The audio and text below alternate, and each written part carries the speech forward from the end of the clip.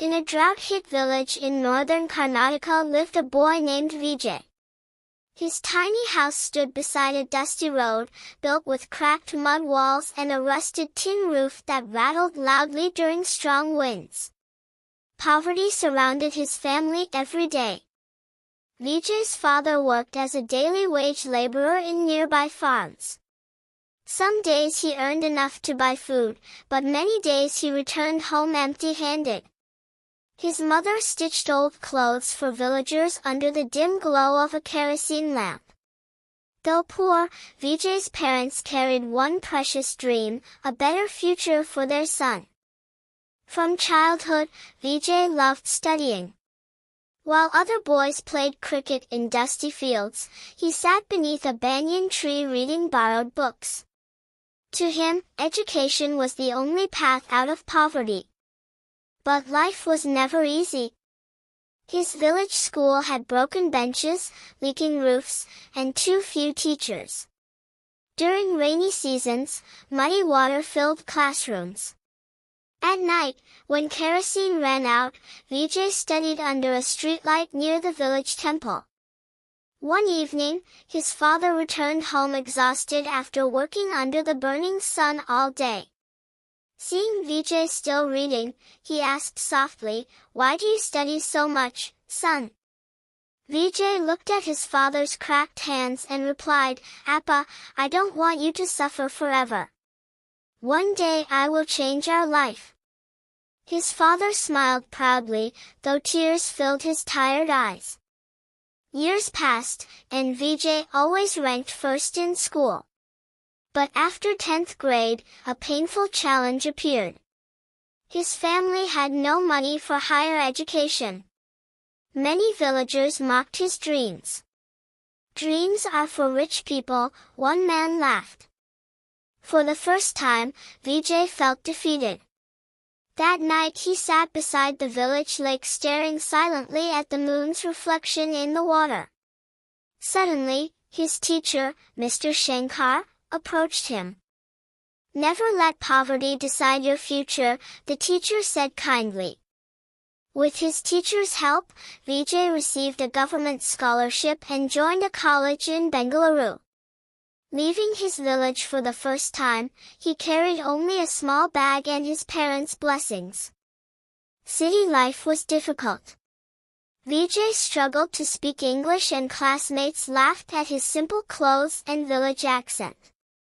To pay hostel fees, he worked evenings at a roadside tea stall washing glasses. Most nights he slept only 4 hours. Still, he never gave up. One day, while serving tea outside a government office, Vijay saw a respected IAS officer arrive in a government car with police escort. People greeted the officer with great respect. "That is the district collector," someone explained. "An IAS officer." That moment changed Vijay's life forever. Inside his tiny hostel room, Vijay decided to prepare for the UPSC Civil Services examination. Since he could not afford coaching classes, he studied in public libraries, downloaded free materials, and prepared through self-study. His routine became relentless: wake up at 4 a.m. study till college. Work at tea stall. Study again till midnight. After graduation, Vijay gave his first UPSC attempt. He failed. The result broke his heart. Villagers mocked him again. But his mother comforted him gently. "Failure is not the end," she said. "Even crops fail before a good harvest." Vijay returned stronger. He improved his weak subjects, practiced interviews, and worked even harder. But during his second attempt, he failed again. Loneliness and pressure nearly destroyed him. One night, while standing on a crowded Bengaluru bridge, he wondered if he should quit forever. Then his younger sister called. "Anna," she said proudly, "everyone says you'll become a big officer one day." Her words gave him new strength. Vijay prepared with complete discipline for one final attempt. Months later, he cleared prelims, mains, and interview successfully. On result day, his trembling hands refreshed the UPSC website again and again. Suddenly he saw, Vijay Kumar, Air 48. Tears rolled down his face. He immediately called his father.